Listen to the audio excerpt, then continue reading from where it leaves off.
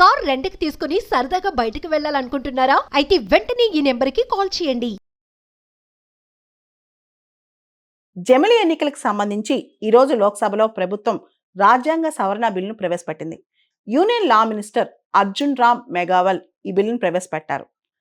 Government కథనం ప్రకారం elections అనేవి భారతదేశంలో చాలా వైబ్రెంట్, డెమోక్రసీ పటిష్టంగా ఉండాలంటే ఎలక్షన్స్ చాలా ఇంపార్టెంట్. కానీ ఎప్పుడూ ఫ్రీక్వెంట్ ఎలక్షన్స్ జరగడం వల్ల ఇండియాలో అన్సర్టనిటీ ఉంది, పాలసీ పెరాలసిస్ వస్తుంది. కాబట్టి ఎలక్షన్ సంబంధించి ఒక పద్ధతి పాటిద్దామని చెప్పి జమిలీ ఎన్నికలు, వన్ నేషన్ వన్ ఎలక్షన్ తీసుకొస్తున్నాం అని చెప్పి చెప్తుందన్నమాట ప్రభుత్వం. జమిలీ ఎన్నికలు అనేవి భారతదేశానికి కొత్తవి కాదు. మొదటి 4 ఎన్నికలు కూడా మంది జమిలీ ఎన్నికలే.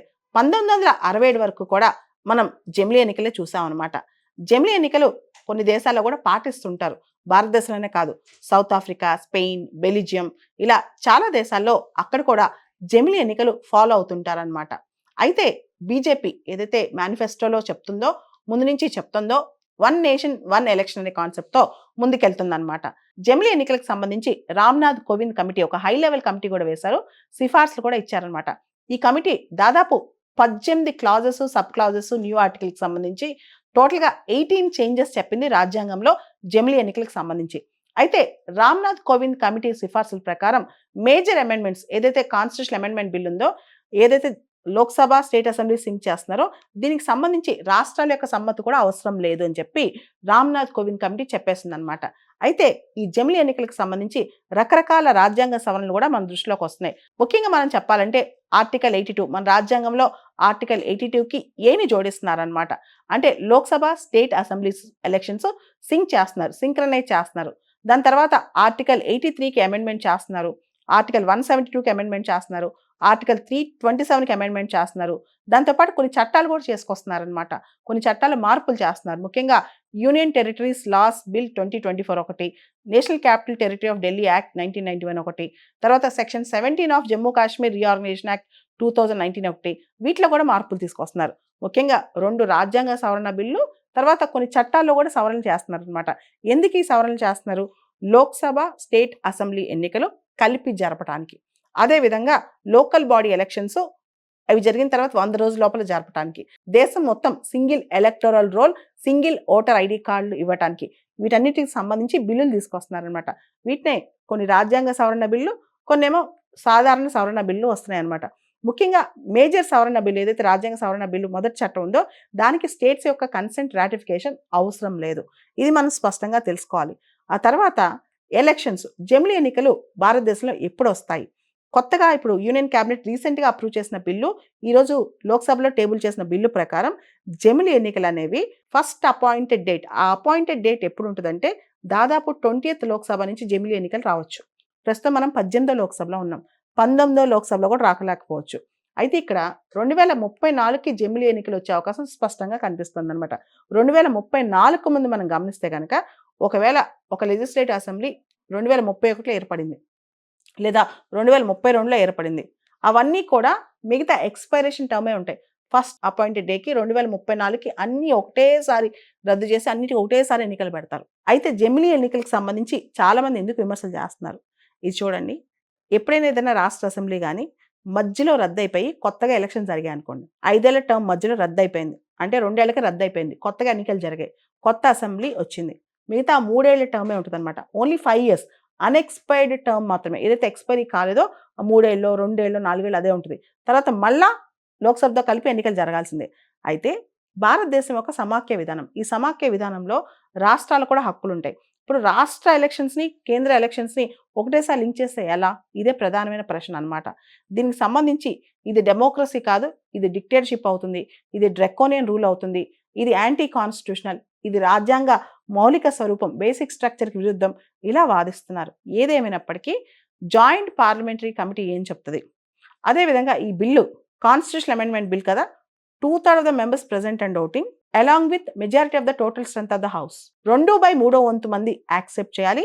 అలానే మొత్తం పూర్తి మెజారిటీ యాక్సెప్ట్ చేయాలి. ఇలా లోక్సభలో, రాజ్యసభలో యాక్సెప్ట్ చేస్తేనే, ఈ అమెండ్మెంట్ పాస్ చేస్తేనే ఈ బిల్స్ పాస్ అవుతాయి అన్నమాట. అయితే ఇప్పుడు అపోజిషన్ కూడా చాలా స్ట్రాంగ్గా ఉంది. ఇండియా అలయన్స్ కావచ్చు, రకరకాల పార్టీస్ కావచ్చు, వాళ్ళందరూ మరి ఈ బిల్ని ముందుకు పంపిస్తారా లేదా? జాయింట్ పార్లమెంటరీ కమిటీ నుంచి ఈ బిల్లు బయటకు వచ్చిన తర్వాత ఈ బిల్లు పాస్ అవుద్దా లేదా? ఇదే పెద్ద క్వశ్చన్ అన్నమాట. అయితే ఇంతకు ముందు గత వారం వరకు మనం అనుకున్నట్లు 1 or 2 ఇయర్స్‌లోనే జమిలీ ఎన్నికలు తెస్తారనుకోవడం కరెక్ట్ కాదు. ఎందుకంటే జమిలీ ఎన్నికలకి టైం పట్టుద్దని మాత్రం ఇప్పుడు మనకి అర్థమవుతుంది. అయితే ఇక్కడ మనం ఒక విషయం అర్థం చేసుకోవాలి. ఈ రోజున అంటే ఈరోజు లోక్‌సభకి కంపల్సరీ అటెండ్ అవ్వాలని చెప్పి బీజేపీ విప్ కూడా ఇష్యూ చేసిందంట. విప్ కూడా జారీ చేసిందంట. ఈరోజు జమిలీ ఎన్నికల బిల్లు ప్రవేశపెడుతున్నారు కాబట్టి కంపల్సరీగా మెంబర్స్ అందరూ బీజేపీ తరఫున అందరూ అటెండ్ కావాలని చెప్పి బీజేపీ పార్టీ విప్ జారీ చేసిందంట. అంటే ఈ బిల్‌కి రూలింగ్ పార్టీ ఎంత ప్రాముఖ్యత ఇస్తుందో మనం తెలుసుకోవాలి. జమిలీ ఎన్నికలకు సంబంధించి ఈరోజు లోక్‌సభలో ప్రభుత్వం రాజ్యాంగ సవరణ బిల్లును ప్రవేశపెట్టింది. Union law minister Arjun Ram Meghwal ఈ బిల్లును ప్రవేశపెట్టారు. గవర్నమెంట్ కథనం ప్రకారం ఎలక్షన్స్ అనేవి భారతదేశంలో చాలా వైబ్రెంట్, డెమోక్రసీ పటిష్టంగా ఉండాలంటే ఎలక్షన్స్ చాలా ఇంపార్టెంట్. కానీ ఎప్పుడూ ఫ్రీక్వెంట్ ఎలక్షన్స్ జరగడం వల్ల ఇండియాలో అన్సర్టనిటీ ఉంది, పాలసీ పెరాలసిస్ వస్తుంది. కాబట్టి ఎలక్షన్ సంబంధించి ఒక పద్ధతి పాటిద్దామని చెప్పి జమిలీ ఎన్నికలు 1 నేషన్ 1 ఎలక్షన్ తీసుకొస్తున్నామని చెప్పి చెప్తుందన్నమాట ప్రభుత్వం.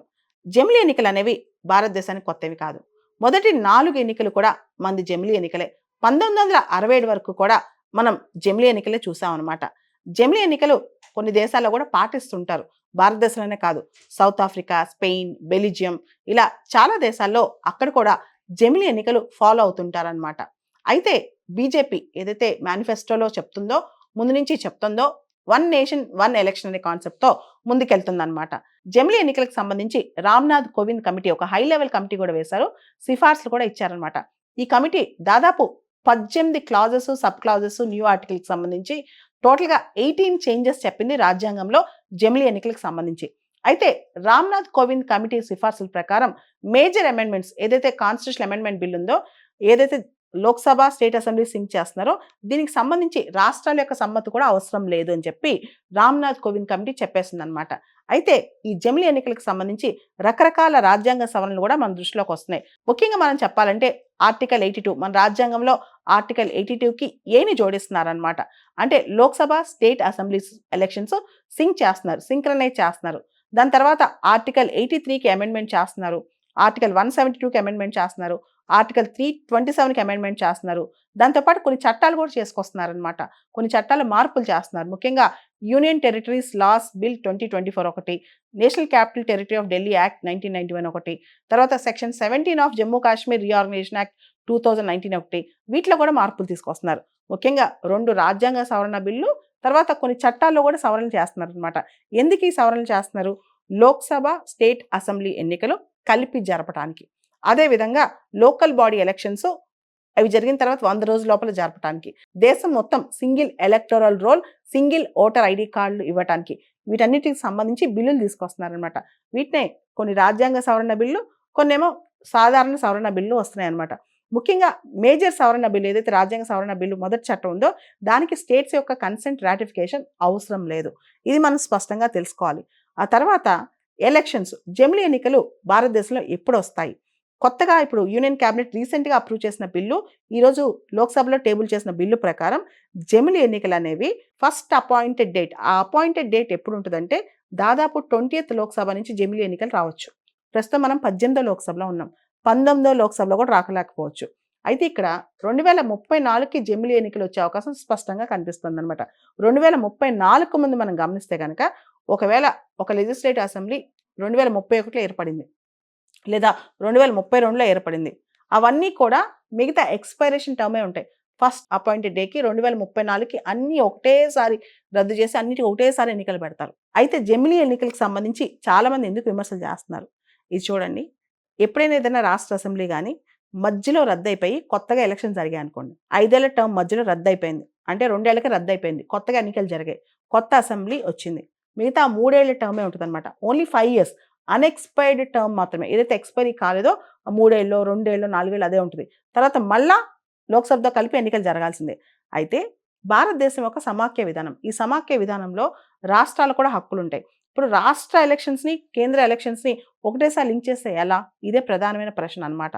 దీనికి సంబంధించి ఇది డెమోక్రసీ కాదు, ఇది డిక్టేటర్షిప్ అవుతుంది, ఇది డ్రెకోనియన్ రూల్ అవుతుంది, ఇది యాంటీ కాన్స్టిట్యూషనల్, ఇది రాజ్యాంగ మౌలిక స్వరూపం, బేసిక్ స్ట్రక్చర్కి విరుద్ధం, ఇలా వాదిస్తున్నారు. ఏదేమైనప్పటికీ జాయింట్ పార్లమెంటరీ కమిటీ ఏం చెప్తుంది?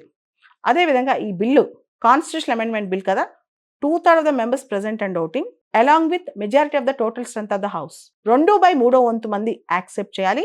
అలానే మొత్తం పూర్తి మెజారిటీలో మెజారిటీ యాక్సెప్ట్ చేయాలి. ఇలా లోక్సభలో రాజ్యసభలో యాక్సెప్ట్ చేస్తేనే ఈ అమెండ్మెంట్ పాస్ చేస్తేనే ఈ బిల్స్ పాస్ అవుతాయి అన్నమాట. అయితే ఇప్పుడు అపోజిషన్ కూడా చాలా స్ట్రాంగ్గా ఉంది. ఇండియా అలయన్స్ కావచ్చు, రకరకాల పార్టీస్ కావచ్చు, వాళ్ళందరూ మరి ఈ బిల్ని ముందుకు పంపిస్తారా లేదా, జాయింట్ పార్లమెంటరీ కమిటీ నుంచి ఈ బిల్లు బయటకు వచ్చిన తర్వాత ఈ బిల్లు పాస్ అవుద్దా లేదా, ఇదే పెద్ద క్వశ్చన్ అనమాట. అయితే ఇంతకు ముందు గత వారం వరకు మనం అనుకున్నట్లు 1 or 2 ఇయర్స్లోనే జమిలీ ఎన్నికలు తెస్తారనుకోవడం కరెక్ట్ కాదు.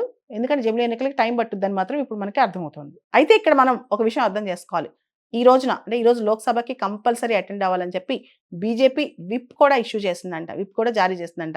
ఈరోజు జమిలీ ఎన్నికల బిల్లు ప్రవేశపెడుతున్నారు కాబట్టి కంపల్సరీగా మెంబర్స్ అందరూ బీజేపీ తరఫున అందరూ అటెండ్ కావాలని చెప్పి బీజేపీ పార్టీ విప్ జారీ చేసిందంట. అంటే ఈ బిల్కి రూలింగ్ పార్టీ ఎంత ప్రాముఖ్యత ఇస్తుందో మనం తెలుసుకోవాలి.